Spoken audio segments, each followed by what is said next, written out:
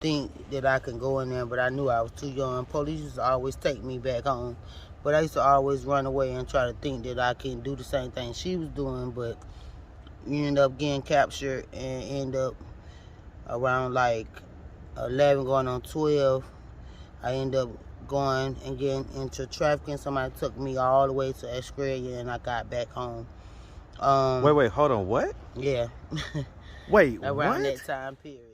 And so what about the girls from the trafficking? Did you ever see any of those girls? I haven't seen, but the girl I used to run away with, and she doing good. She married, she got 3 kids, one in college, and the other 2 is almost going through high school, so yeah. So she's doing well in life now. Mm-hmm. What do you think the difference is between how her life went and how your life went? What's up, YouTube? Hit the like button, share the video. Now back to the content. What's up, YouTube? Atlanta Street Interviews out here with another one. So we got one of my favorite little people out here. We got Miss Tawana, Miss Sweet and Sour. What's going on with you? How you doing today? All right. So yeah, I mean, you definitely had a popular video. You know, you was talking about just a lot of the stuff that happened to you in childhood and things like that. Wanted best for us, but she wanted what she didn't get to finish. She wanted us to do it, and I didn't want to go that way. Well, you said she sold you to a pimp. Yeah, my mom owed him money, over $1,000.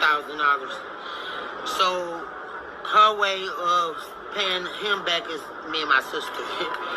You say that your mom sold you to this guy Red, but at the same time, you was, you know, you was being abused by the guy the friend. Was that at the same time? So both of them was having sex with you? It was just Chris Red. He was beating on us and putting us out. Like when I was younger, I looked at like I was older. And so put you out meaning putting us on them scrolls. And so how's everything been since the video? It's been hectic, but it's been okay. A little struggle here and there with rent and dogs and rent for dogs and my family, and still trying to break a yoke through my dad's side of the family. My mom's side of the family is real hard right now, but other than that, I've been hanging in there. Okay. What's going on with your mom's side of the family?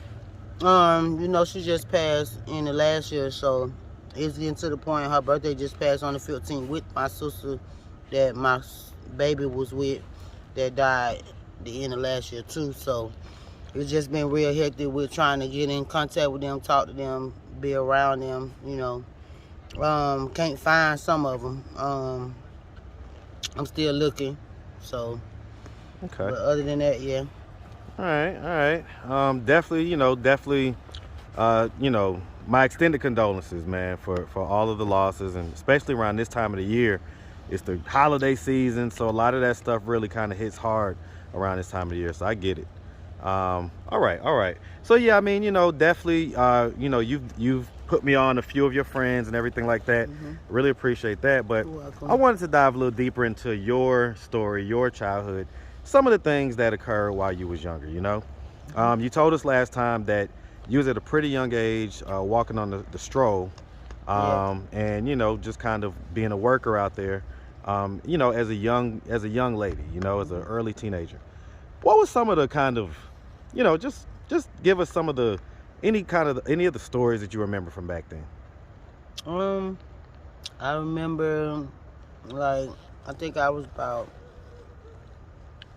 going on 10 and a half, and it was like Freaknik time, busting into my group home. And so around that time, I was just being a follower instead of a leader with my best friend that kept running away. So I kept running away with her, and it used to be a club called Chocolate City. I used to sit outside and just look over and think that I can go in there, but I knew I was too young. Police used to always take me back home, but I used to always run away and try to think that I can do the same thing she was doing, but you end up getting captured and end up around like 11 going on 12. I end up going and getting into trafficking. Somebody took me all the way to Australia, and I got back home. Wait, hold on, what? Yeah. Wait, Around what? that time period. So hold on, so you used to hang out with your friend that used to run away. Mm-hmm. How old was she? She was 13. So you was about 10 and a half, 11. She was about 13. Mm-hmm. She was a couple years older than you, Mm-hmm. and so she was influencing you, I guess, in a way, and so you was following her. And you say that We you ended up going with this dude with her. I ended up going with her with this dude. And only thing I remember, they asked me, do I want some drink? I drunk it, and when I woke up, I wasn't here no more. I wasn't nowhere in Atlanta no more. How did you know that you was in Australia? Because it was very, very cold, and I was inside a,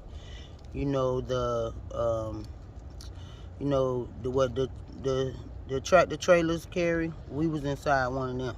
Like the whole, I don't think I heard was locks and chains, and when the girl tried to light a match to see what was going on, I heard a lot of crying, and that's when I woke up. That's all I heard, and that's when I knew that we weren't nowhere in Atlanta no more. And I didn't see her until they brought her inside, and she was beat up and bruised, and that's when I knew that we weren't nowhere to be found no more. And half of them folk was naked or had on dresses or heels, or like they was literally selling different women, like at a young age. And it was just one older person there, and it was 10 of us. I'll never forget that. And how we got away from a guy that I guess was buying one of them, and she told, and that's how we got captured by the FBI and all that. So wait, what happened? You say that a guy was buying one of them? Yeah, and I guess she told her story to one of the girls in the truck that was with us. In the back of the truck, she told, I guess, her story to one of the guys that was buying her, and he didn't know what was going on really, and what was really happening. So he didn't know that he was buying an underage girl? And I got it in Grady as up under mental health in black and white, and that's why I hate going to Grady. And I really hate hospitals, but yeah. So wait, I wanna try to figure out though, because I mean, Australia is across the world. It's across the globe. So are you sure there was Australia? You don't really know where it was at. That's where the girls say we was. So was it Alaska or Australia? It's one or the other. I don't know, but that's what I remember when I was young, and it was real blindsided for me, because I used to be a follower when I'm meeting out on my medication. I don't know, you know what I'm saying? I get sidetracked real easily, so it was like, go with her or stay at this shelter. So I went with her because I thought I was going to see something different, but it wasn't nothing like that. But well, I mean, so let me ask, on the way home, do you remember getting on a plane, or do you just remember driving the whole way home? No, we got on the plane. We got to the airport. By the time we got to the airport, I remember us on the plane. He asked her and two other girls, were they gonna be okay, and they told him, yeah. They told her where they was going, and all of us got on the plane. That's all I remember. We stopped by 3 times. Do you know how long you was over there? No, I don't. I can't even remember. I just remember dark and when the doors open. I mean, do you remember like being forced to do stuff while you was over there? A couple of times, and a lot of people that didn't do it, I seen what happened to them, so I didn't say no to nothing. Because what happened to them? They was getting beat real bad with whips and getting sick, like water spit on, pissed on. Like I didn't want that, so you just did whatever they told you to. Yeah. Man. When I got home, that's all I knew was the streets, because I was in the shelters of group homes and kept running away because I thought that would pay attention to my mom and let her see me as I'm your child, come get me. But she never came and got me. She came and got my sister, but she never came and got me. My brother came and got me, and I was about 14 going on 15, came and got me, and I went to Rhode Island. And all my life, that's what I was doing until... You went to Rhode Island? Yeah. That's where your brother lived? Yep, he was in the military. He was in the Navy. How long did you stay up there? I'd say 2 years. Then we moved to Jacksonville, North Carolina, and he was on Raleigh base, Camp Lejeune, and then from there, we went from Kansas City to Missouri, from Missouri to California, and then I came home. How old were you when you got back home? 23. Because I ended up going to prison. I ended up going back to visit my brother in Jacksonville, North Carolina, and went to prison for violating probation. So they gave me 4 years and a half and shipped my ass back to Atlanta. So what was you on probation for in the first place? Felony. It called felony larceny. You go into somebody's house and pawn their stuff. Over $200 in the state of North Carolina is a felony. So. Well, who'd house? What'd you pawn? What happened? It's funny now, but it really wasn't. But they used to call us the Charlie Angels. Me, my best friend, her sister, and her 2 friends. They stayed in a trailer park. This is how the story started. So they stayed in a trailer park. They was getting kicked out. So my military friend was moving out his house, and he said for us to, at first he was gonna give us the key, but he called me back to the car and was like, I want some head from one of your friends. I'll get him the key. So I was like, okay. So I told her to go get the key. She came and got the key, but he told us the lights was on. So we stayed in the cold house one day, and the next day I went to court, and they went to pawn the stuff, but they pawned it in my name with my ID. One of the girls look almost like me. And I couldn't back it up. So I just ended up going to jail and sitting there for 6 months. I already had a lot of charges on me, and my brother was in and out of Iraq. That was his second time going, so it was just real crazy. But I ended up going, and they shipped my ass back home, and I've been here ever since. Okay. That's a hell of a story, man. That's a hell of a story. I mean, did you ever talk to those girls again? Some one is passed. The rest okay. So we're talking about 2 sets of girls. So I was first asking, did you ever talk to the girls that used your ID and got you sent to jail? Yeah, I don't talk to 2 of them. The other one is passed, and I just talked about 2 of them, but I ain't talked to the other 3. Well, did you ask them like why'd they do that, or like? She say that they came up with the conclusion that if she looked like me, she didn't think that I was gonna get caught up with probation. But I just told her I'm finna go to court and like on probation. I need my ID. I was looking for it. So I say, so y'all hid my ID? And her best friend was like, yeah, I apologize. I've been trying to see how I can give your forgiveness. And I say, I've been let that go, but that's just crazy. Like, and her sister was like, yeah, that's crazy that you did my friend like that. And I ain't seen her in a long time. I can only see her on Instagram. So it just been hectic with that. And my other 2 best friends, I don't even know where they at. And so what about the girls from the trafficking? Did you ever see any of those girls? I haven't seen, but the girl I used to run away with, and she doing good. She married. She got 3 kids. 1 in college, and the other 2 is almost going through high school. So, yeah. So she's doing well in life now. Mm-hmm.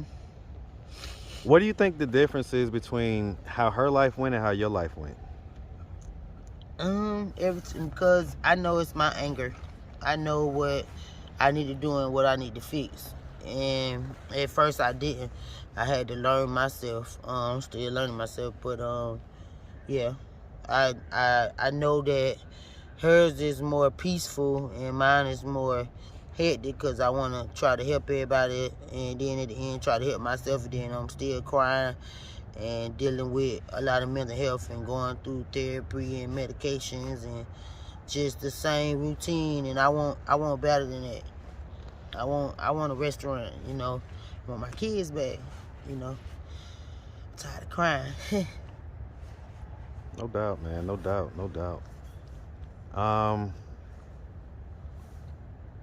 Yeah, man. Because you shed a few tears in the last video, so there's obviously a lot of unresolved trauma there. If she would have happened to your friend, your old friend, if she would have happened to see this video on YouTube, 2 questions. One, would she verify and confirm everything you said about the trafficking and all like that? She wrote a book, and she asked me, can she use my name? And I told her yeah. So I haven't read the book because I haven't found it, but What's her name? Nicolia Cummins. Nicolia Commons? I'm gonna look for the book. Do you know what the name of it is? Right now I'm all over the place. Not right now. My mind is. It's okay. It's okay. Yeah, I get it. Okay. All right. Well, listen. We really appreciate you. I think I really appreciate you. Let me start by saying that. I know. And then two, you've had a very interesting life. And so, I'm not sure that we're gonna be done with you. I think that there may be some more stories and some more conversations that we could have. So yeah. I'm gonna look to have those, but I'm gonna let you go right now. Okay. And we're gonna hug it out at when Okay. this video ends. Okay. But Yeah. If anybody wanted to reach out, help, or donate, do you have a way they could do that? Do you have social media, Cash App, anything like that? Yes. Miss Sweetie 35 is my Cash App. That's MSEETIE 35, and bless me 3445@gmail.com. Okay. Got IG or Facebook? Not right now. I'm trying to Yeah. stay out social media and handle my bid. No, that's right. All right, Miss. Well, like I say, we really appreciate you, and we definitely wish you nothing but the best. All right. Yep. Make Thank sure you have a good one, sweetie. You too. All right.